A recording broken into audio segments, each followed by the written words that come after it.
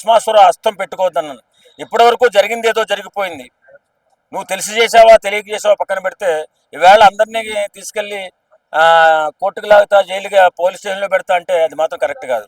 ఎందుకంటే సినిమా ప్రపంచంలో ఉన్నావు, నువ్వు ఒక కళా రంగంలో ఉన్నావు, అద్భుతమైన రీతిలో ఈవేళ నీకు మంచి భవిష్యత్తు ఉంది. ఈ భవిష్యత్తును నాశనం చేసుకుంటున్నావు నువ్వు.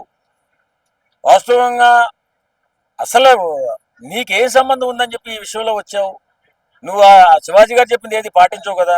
ఎక్కువ పర్సెంట్ భర్తతో ఉన్నప్పుడు కూడా అర్ధనగ్నంగా ఉండి సమాజానికి చెడ్డ పేరు తెచ్చినటువంటి నువ్వు ఈవేళ అందరినీ కూడా జైల్లో పెడతా అని చెప్పి ముందుకు వస్తున్నావు. కాబట్టి నీకు అవకాశాలు ఎక్కువైపోయాయేమో అని అనుకుంటున్నాం మేము. అంటే అన్న ఇప్పుడు ఒక మాట ఏంటంటే ఇప్పుడు దీన్ని ఎంకరేజ్ చేసే న్యూస్ ఛానల్స్ గురించి ఏం పెట్టట్లేదు, అవి మాట్లాడిన వాళ్ళ గురించి చెప్తుంది. ఇప్పుడు న్యూస్ ఛానల్ కూడా అన్నారు కదా, మరి నిజంగా పెట్టాలంటే కేసు వాళ్ళకి కదా ముందు పెట్టాల్సింది. అంతే కదా. వాస్తవంగా న్యూస్ ఛానళ్ళు మాట్లాడుతున్నాయి.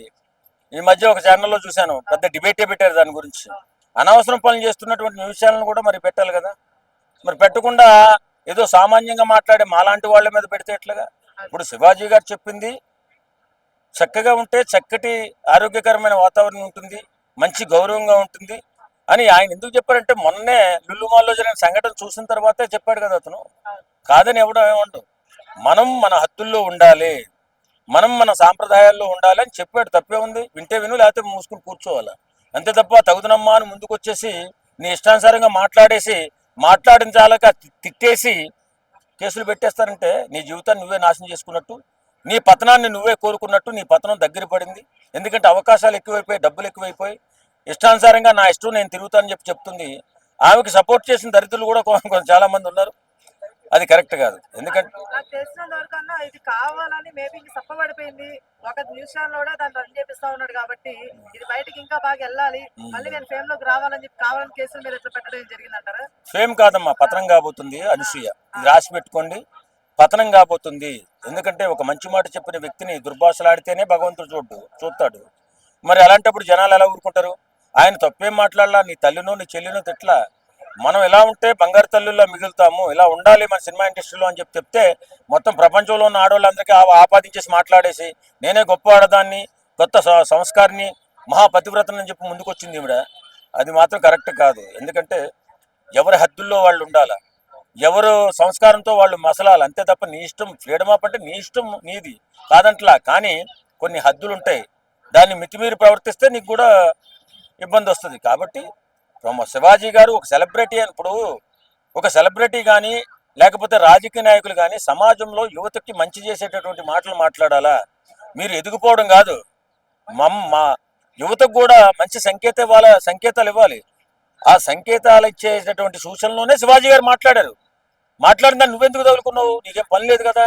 పని లేదని తగులుకున్నావు. నన్నే అంటున్నావు ఎవర్రా గుమ్మడికాయల దొంగ ఎవరంటే భుజాలు తగులుకున్నట్టు. నువ్వు బికినీతో తిరుగుతున్నావు కాబట్టి నా ఇష్టం రాదంటే నీ ఇష్టం నీది కాదన్న నిన్నెవడు మాట్లాడమన్నాడు? ఇందులో అవసరం లేని మాటలు మాట్లాడి అనవసరంగా వేళ 40 మంది మీద కేసు పెడుతున్నావు అంటే పతనం స్టార్ట్ అయింది. నీ పరువు కూడా పూర్తిగా పోయే సమయం ఆసన్నమైంది.